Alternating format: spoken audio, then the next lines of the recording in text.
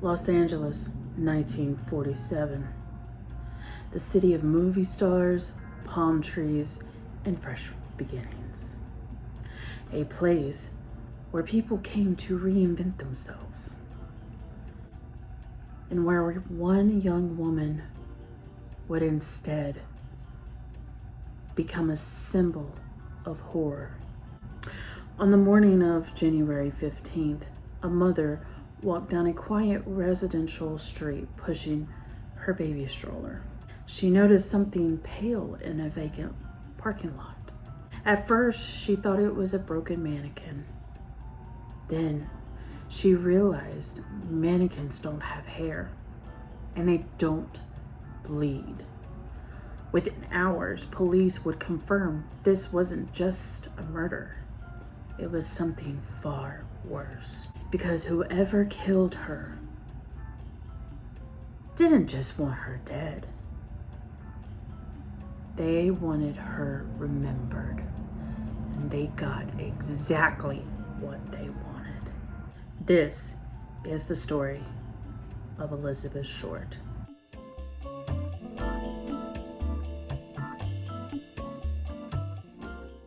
The girl the world would rename the Black Dahlia. Hey y'all, welcome back to the Weird Realm.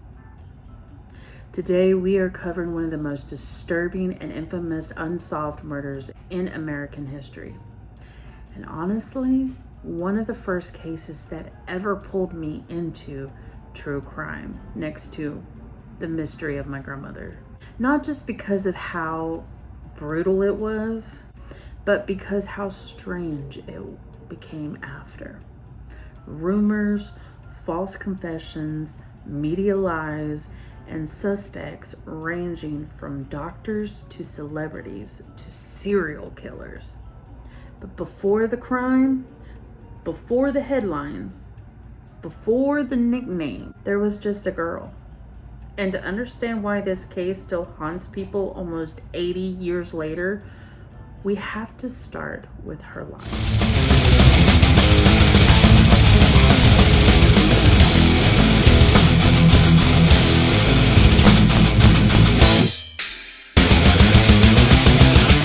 Elizabeth Short was born July 29th, 1924 in Boston, Massachusetts.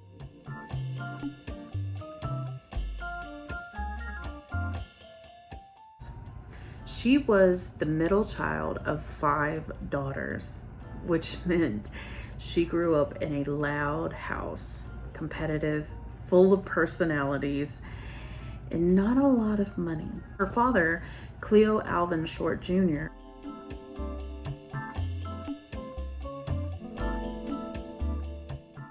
ran a miniature golf course during the 1920s boom years. For a while, the family lived comfortably. Then the Great Depression hit. His business collapsed almost overnight. And in 1930, something happened that would permanently shape Elizabeth's life. His car, Elizabeth's dad's car, would be found abandoned on a bridge. No note, no witnesses, no body. Everyone assumed the same thing. He jumped. Her father was declared dead, except he wasn't.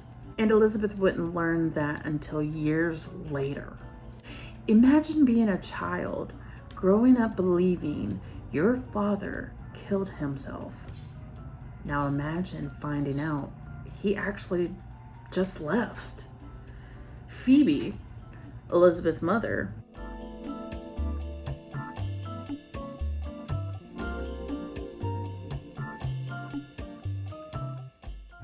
suddenly had 5 daughters to raise and no income. So she worked constantly just to survive. The family struggled financially for years. People who knew Elizabeth later described her as polite but distant, someone who craved affection and stability. And that detail becomes important because throughout her life, Elizabeth repeatedly attached herself to people who offered protection or the promise of it. As if poverty and abandonment wasn't enough, Elizabeth was also sick. She had severe asthma and chronic bronchitis. Winters in Massachusetts was dangerous for her lungs. At 15, she underwent lung surgery. The doctors warned cold weather could kill her. So, her mother began sending her to Florida during the winters. This meant long stretches away from home, separated from her sisters, her friends, and any normal teenage routine. She became a drifter early in life. Different houses, different people, no roots. And eventually, she stopped going to school entirely.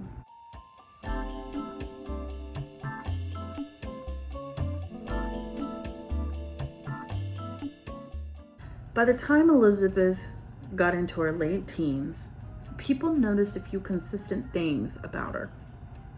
She loved dressing up, she loved attention, she loved movies, she loved romance stories, and she told people she wanted to be an actress. But she wasn't chasing fame the way influencers do today. Hollywood in the 1940s represented something else: escape, reinvention, a new identity.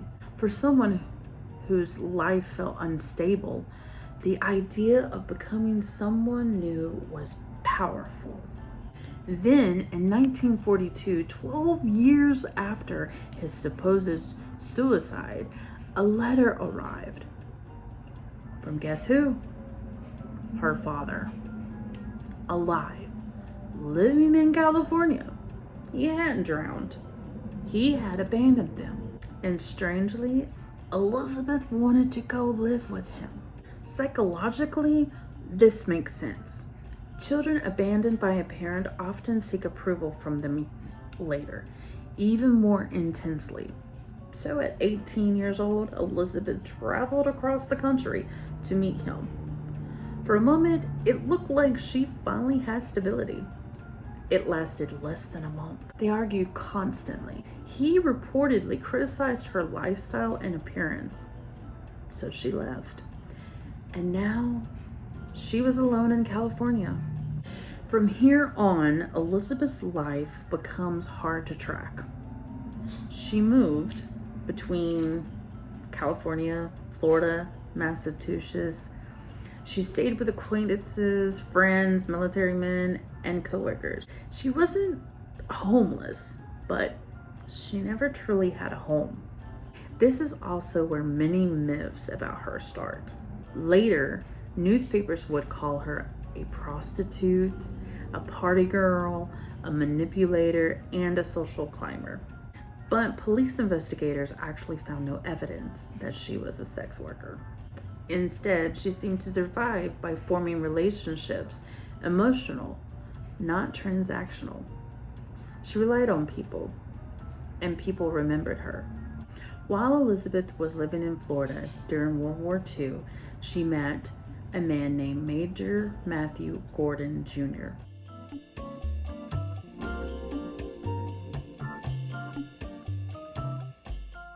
He was an Army Air Force officer. Stable, respectable, protective, everything her life lacked. They fell in love quickly. He was deployed overseas and proposed through a letter while recovering from a plane crash in India. And guess what? Elizabeth accepted. For the first time, her life had direction. But on August 10th, 1945, he died in another crash. Elizabeth reportedly fell into a deep depression. Friends say she never fully recovered emotionally after that. And this moment marks a turning point. After his death, she heads back to California, not just to live, but to start over again. In July 1946, Elizabeth arrived in Los Angeles. 22 years old, no steady job, no family nearby, a dream of Hollywood. She worked as a waitress and lived in rented rooms, often temporarily. People described her as stylish, polite, and mysterious. She wore black clothing frequently. She told dramatic stories about her life, some true, some exaggerated. And she spent time around nightlife areas, not partying heavily, but socializing, being seen, being remembered, which she was. Just not the way she hoped. So we met Elizabeth, the person. Next, we enter the final week of her life. And it's one of the most confusing timelines in true crime history, because for 6 days before her murder, no one can fully account where she was. And that missing week may hold the key to the entire case. By the beginning of January 1947, Elizabeth Short had been living in Los Angeles for about 6 months.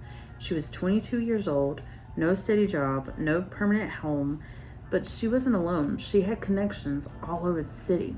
Friends, acquaintances, men who offered couches, spare rooms, rides.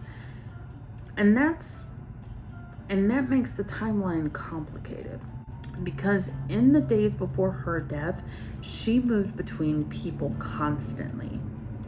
Then suddenly, she vanished. On January 9th, 1947, Elizabeth was staying in San Diego with a friend named Dorothy French. She had been there for several days, resting and recovering from what friends described as a cold or mild illness. That morning, she left the house saying she was heading back to Los Angeles, but she didn't go alone. She was picked up by a married traveling salesman named Robert Red Manley. Now, this part is important. Manley was not a boyfriend. He was more like a friendly acquaintance who occasionally helped her with rides. He later told police Elizabeth asked him to take her to Los Angeles because she had plans to meet her sister. So he agreed. The drive took hours. Nothing seemed unusual.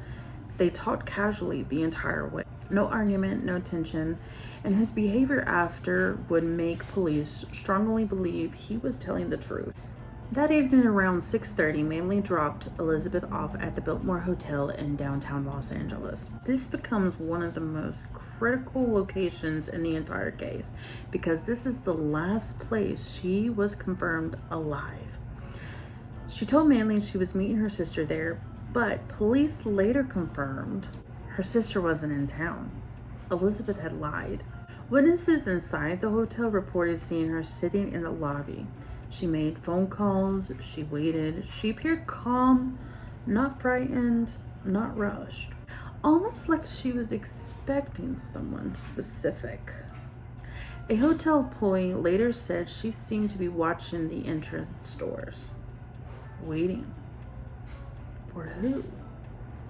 We still don't know. But after that night, her movements become uncertain.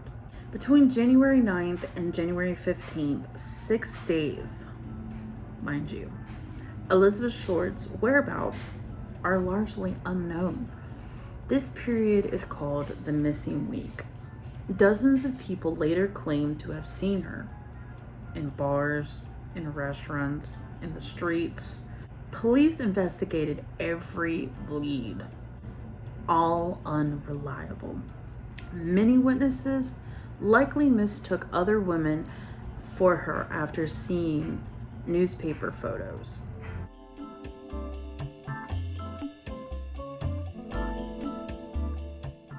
Which means the most important days of her life are also the most invisible. During this time, Elizabeth reportedly made several phone calls to acquaintances.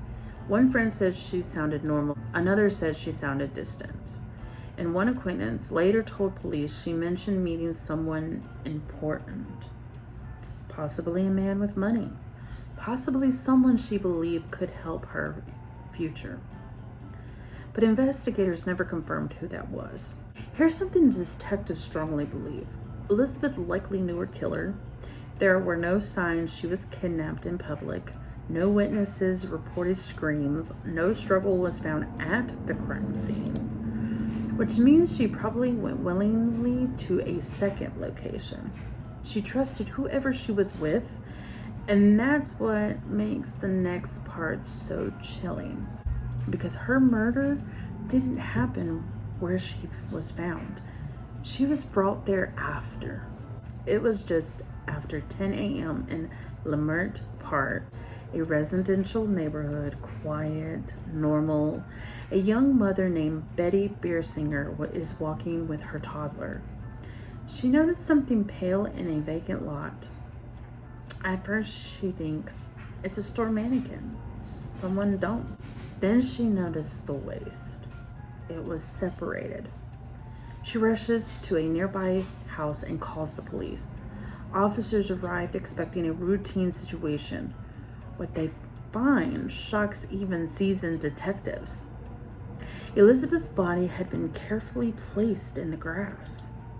Not thrown, not hidden, displayed.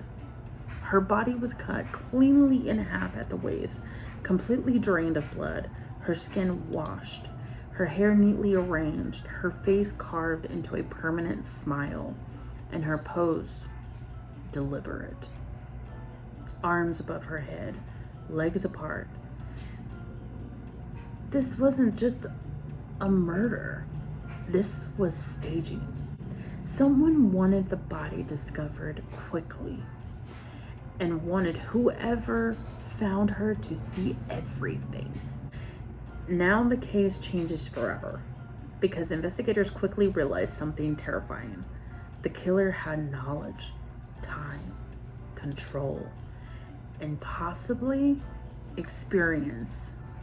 When the police arrived at the vacant lot, they immediately knew something was different about this crime. Veteran officers, men who had worked violent crimes for decades, were shaken. Not just because of what had been done, but because how carefully it had been done. This wasn't chaotic violence. It was controlled, organized, almost clinical. Elizabeth wasn't just killed. She had been handled. The first thing investigators noticed, there was almost no blood at the scene. Yet her injuries were catastrophic, which means only one thing. She had been murdered somewhere else and transported after death. Her body had also been washed clean. Not white, not rinsed, carefully cleaned. Even dirt between her nails was gone. The killer removed evidence before leaving her in the open. That alone suggested planning, but the details got worse. Elizabeth's body had been cut in half at the waist, perfectly, not hacked, not jagged, clean. The incision separated the lumbar spine between vertebrae, a technique taught in surgical training called a hemicorporectomy. Hopefully I'm saying that right. Most people in 1947 wouldn't even know where to begin, but the killer did. Then there was the face. Her mouth had been sliced from the corners upward towards the ears, which is known as the Glasgow smile. But unlike Gain-style mutilation, this cut was precise and symmetrical, not frenzied, intentional. The autopsy revealed ligature marks on the wrists, ankles, and neck. She had been restrained for a period of time. There were also bruises on her head consistent with repeated blows. Yet strangely, defensive wounds were minimum. This suggests she was either unconscious early or compliant with the attacker at first. Parts of tissue had been removed from her thighs and breast. Not randomly, selectively, which again pointed towards someone methodical. The official cause of death, hemorrhaging and shock from facial lacerations combined with blunt force trauma to the head, meaning she likely died from blood loss after being beaten and cut, not from the bisection. This is an important detail. The body was cut in half after death. There was little bruising along the cut line, providing her heart no longer was pumping when it occurred. The killer stayed with the body for a long time. The coroner noted dilation of the anal canal suggesting possible sexual assault. However, no semen was found. No conclusive evidence confirmed rape, which complicates motive. Many sexually motivated killers leave biological evidence, but this one didn't. Either he was careful or the motive wasn't purely sexual. Elizabeth was identified through fingerprints sent to the FBI. They matched her 1943 arrest record from underage drinking. Within hours, police knew who she was, but before they could properly notify her family, the press got there. And what happens next would permanently damage the investigation. A reporter called Elizabeth's mother pretending Elizabeth had won a beauty contest. He gathered personal information. Then he told her the truth. Her daughter was dead. The newspapers immediately sensationalized the crime. They gave her a nickname, the Black Dahlia, possibly referencing her black clothing and the film The Blue Dahlia, popular at the time. But the nickname changed everything. She stopped being a victim. She became a story. And the killer started paying attention. Investigators believed the body placement itself was a message, but days later they got confirmation. The killer contacted the press. Not the police, the press. Which tells us something psychologically important. This person wanted control over the narrative. He wanted the audience. And in 1947, newspapers were the audience. Now the case becomes something entirely new because the murderer doesn't disappear. He starts communicating. And what he sends proves he was watching the investigation the entire time. In most murder cases, investigators chase the killer. In the Black Dahlia case, the killer came to them. Not in person, but through one thing guaranteed to make him famous in 1947, the newspapers. And what he sent proves something chilling. He wasn't afraid to get caught. He was enjoying this. On January 21st, 1947, just 6 days after Elizabeth Short's body was discovered, the office of the Los Angeles Examiner received a phone call. The man on the line congratulating the newspaper for its coverage of the murder. Then he calmly said he planned to turn himself in eventually. But first he wanted police to chase him. Before hanging up, he added one more detail. They should expect souvenirs belonging to Elizabeth in the mail. Investigators now knew one thing for certain. They were dealing with someone who wanted attention more than escape. 3 days later, a suspicious manila envelope arrived at the newspaper. On the front, words were cut and pasted from clippings. Here is the Dahlia's belongings, letter to follow. Inside were deeply personal items.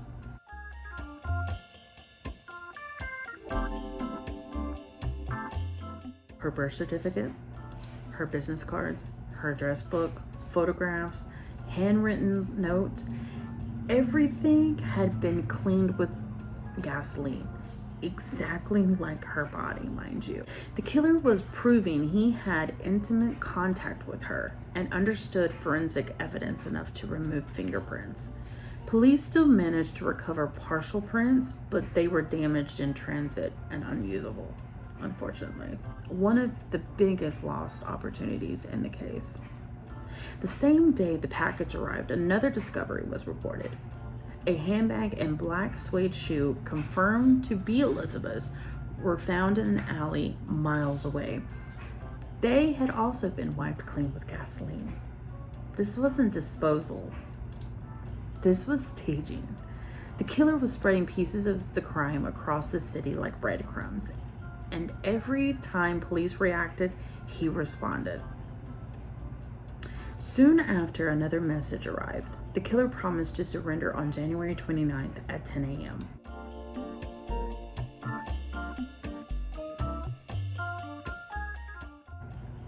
Police flooded the location. Officers waited. Hours passed. He never showed. Instead, another message arrived. He changed his mind. He said the killing was justified. At this point, investigators realized they weren't just hunting a murderer, they were dealing with someone who wanted psychological power. Newspapers went wild. The case dominated headlines for over a month. The name Black Dahlia spread across the entire country, but the coverage created a major problem.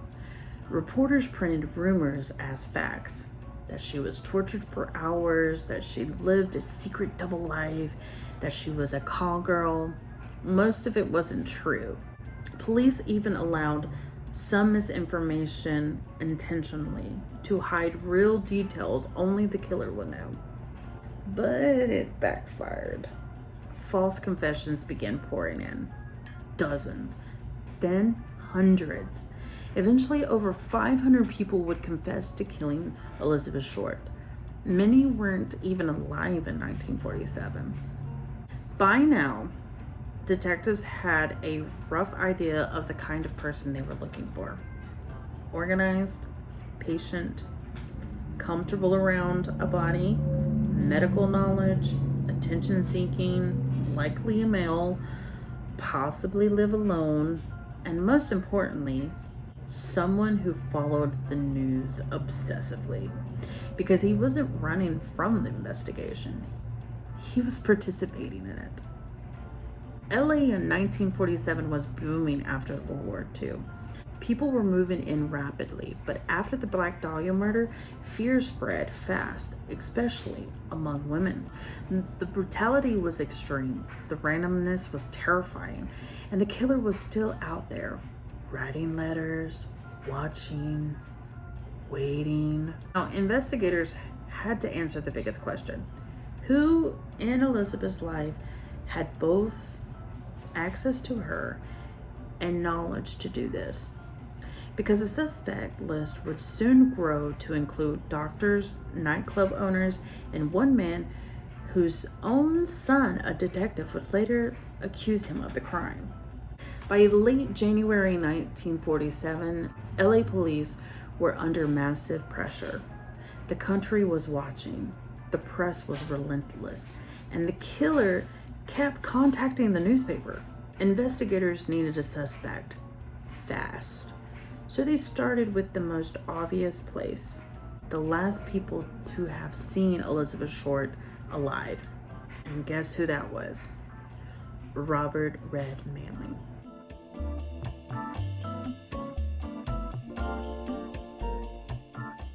Robert Red Manley was a traveling salesman who drove Elizabeth from San Diego to the Biltmore Hotel.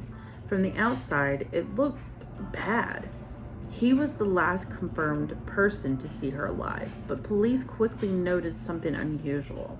He submitted to repeated questioning, and most importantly, he took multiple polygraph tests. Investigators also confirmed his timeline with witnesses along the drive route and the hotel staff. There were no evidence of violence in his car. No blood, no fibers, nothing. Eventually, police publicly cleared him, but rumors followed him for the rest of his life. Next came a man much closer to Elizabeth's daily life, Mark Hansen.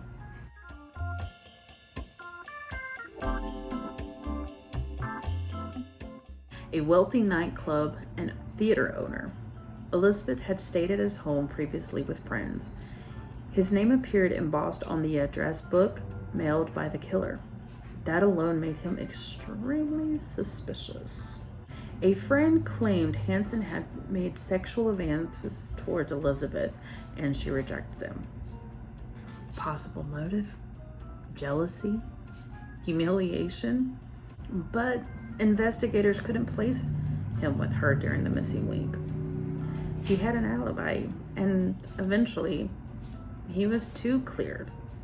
At this point, the investigation exploded in size.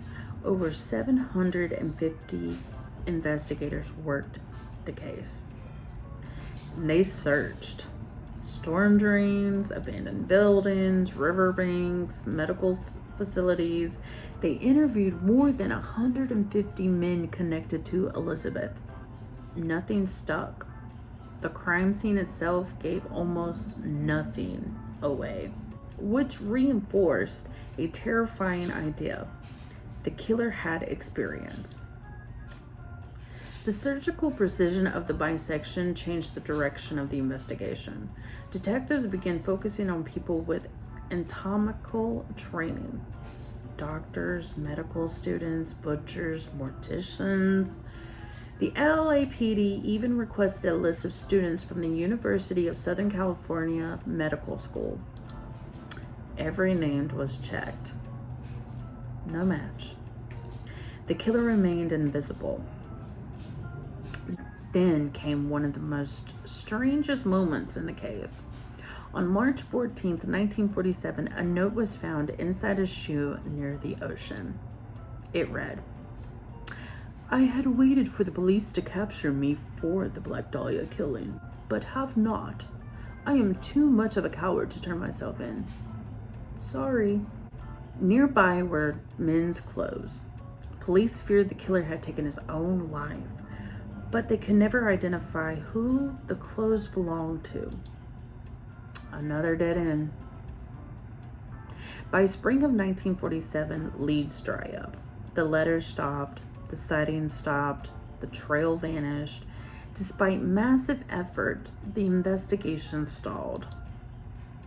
Elizabeth Short's murder officially became a cold case. But over time, one suspect would stand out above all others. A man whose own son, decades later, would publicly accuse him. And the evidence surrounding him is still debated today. For years, the Black Dahlia case was a graveyard of suspects. Hundreds of confessions, dozens of theories, but no proof. Then, in the early 2000s, a retired LAPD homicide detective made a shocking claim. He believed his own father was the killer. His father's name was Dr. George Hill Hoddle.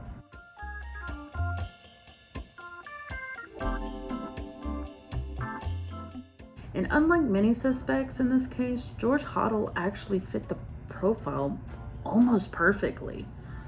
Now, who is George Hoddle? George Hoddle was a wealthy Los Angeles physician in the 1940s. He specialized in venereal disease treatment, meaning he worked closely with intimate anatomy and surgical procedures.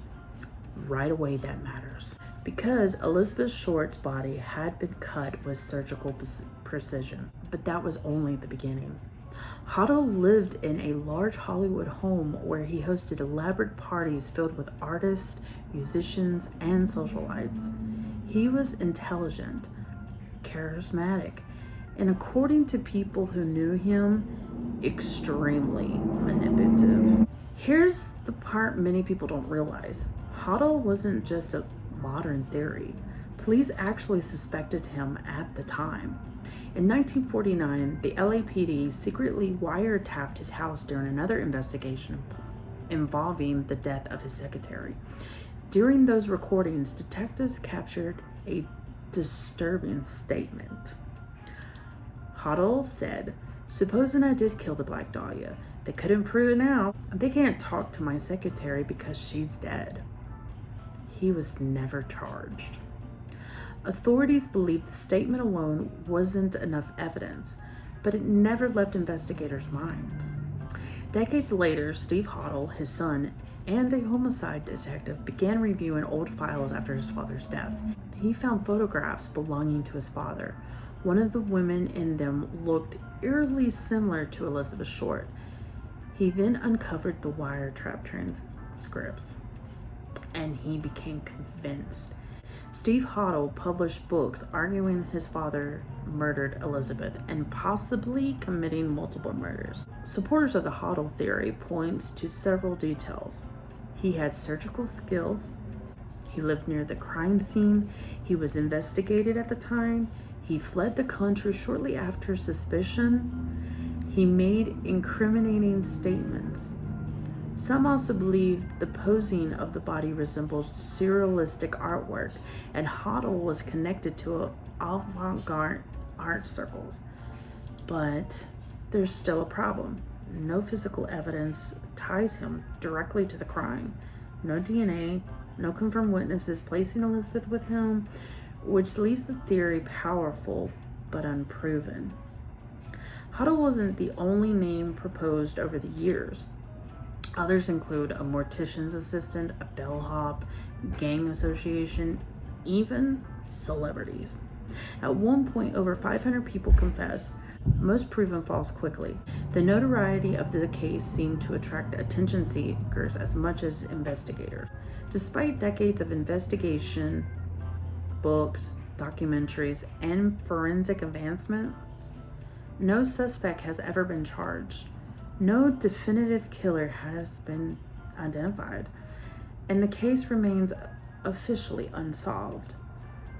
But what might be most tragic is how Elizabeth herself became overshadowed by the myth built around her. By the time the investigation stalled in 1947, press had already created a character. Not Elizabeth Short, the person, but the Black Dahlia. And once the nickname took over, facts started to matter less than a good story. Many things people still believe about her today were never proven, and some were completely false. Myth number 1, she was a prostitute. This probably is the most repeated claim. Newspapers described Elizabeth as a call girl who lived a dangerous nightlife lifestyle. But investigators, including the district attorney's office, found no evidence she was a sex worker. No records, no witnesses confirming transactions, no financial pattern suggesting it. Instead, she relied on friends and acquaintances for places to stay, something not uncommon at the time, especially for young women moving between cities after the war. The rumor likely stuck because it made the crime easier for the public to rationalize. People often want victims to fit a narrative, and if she was seen as reckless, the murder felt less random, but the evidence never supported it. Myth 2, she wanted to be famous. Another common belief is that Elizabeth chased Hollywood stardom obsessively. In reality, she talked about acting, but there's no record of serious auditions, agents, or film work. Hollywood in the 1940s was full of people casually dreaming of movies. It wasn't unusual. After her death, the media exaggerated this into ambition bordering on desperation, creating the image of a woman who would do anything for attention. But friends described her differently. Polite, soft-spoken, often reserved, more lonely than glamorous. Myth 3, she was tortured for days. Headlines claim she endured prolonged torture. Police actually knew this wasn't true. The autopsy showed she died relatively soon after the major injuries were inflicted. But investigators allowed exaggerated stories to circulate intentionally, hoping the killer might reveal details only he would know. Unfortunately, the public accepted the rumors as fact, and over time, they became part of the legend. Myth 4, the nickname came after death. Many people believe newspapers invented the name the Black Dahlia after the murder. Evidence suggests she had already been called that by acquaintances before her death, likely referencing the popular film The Blue Dahlia and her dark clothing style. But once the press adopted it, the nickname stopped being a casual reference and became an identity. She was no longer Elizabeth Short. She became a symbol. Myth 5, the missing week was wild partying. Because no one could confirm her whereabouts for 6 days, speculations filled the gap. Stories claim secret parties, underground clubs, and dangerous relationships. Police never confirmed any of it. The truth is simpler and more haunting. We don't know where she was. which means the most important part of the case remains invisible. The transformation of Elizabeth into the Black Dahlia changed the investigation. Witnesses remembered the legend instead of the person. False confessions multiplied. Tips became unreliable, and sympathy slowly shifted away from the victim towards the spectacle. In a way, the killer succeeded twice, first committing the crime, and second, in controlling how the world would remember it. By late 1947, the leads were gone. No more letters, no new suspects, no arrests. The largest manhunt Los Angeles had ever seen slowly faded. But the case didn't disappear, it transformed. Because the Black Dahlia wasn't just an unsolved murder anymore. It became part of American culture. In the months after the investigation stalled, police kept receiving confessions. Then years passed, and they kept coming. Eventually, more than 500 people would claim responsibility.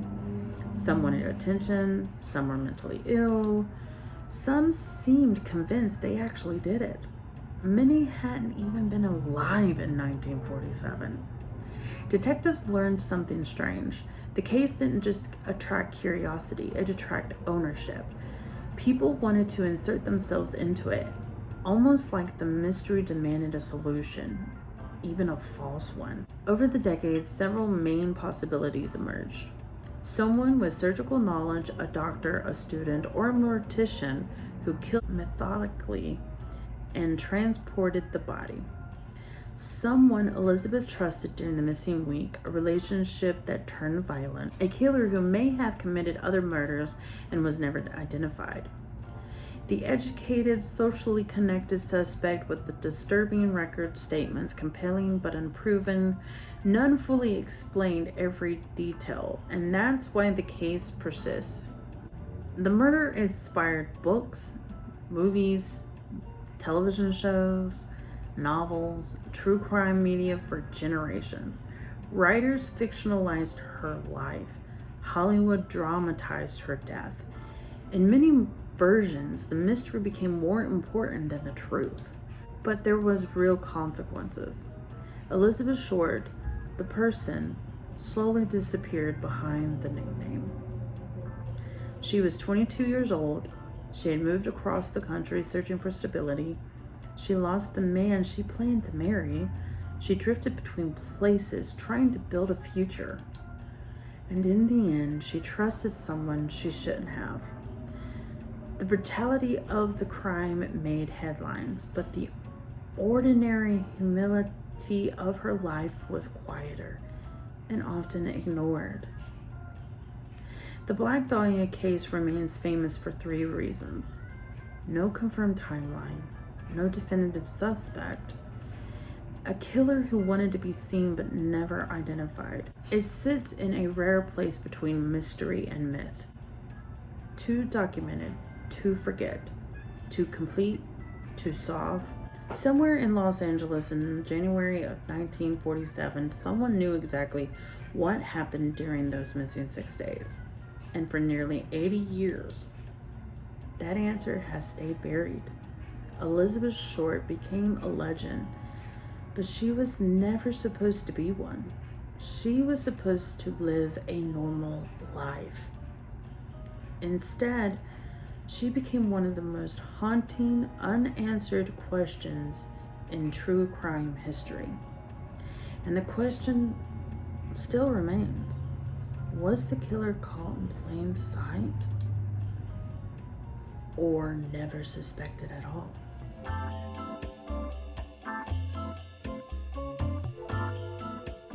Thanks for tuning in to the Weird Realm. Stay weird, guys. I'll see you next week.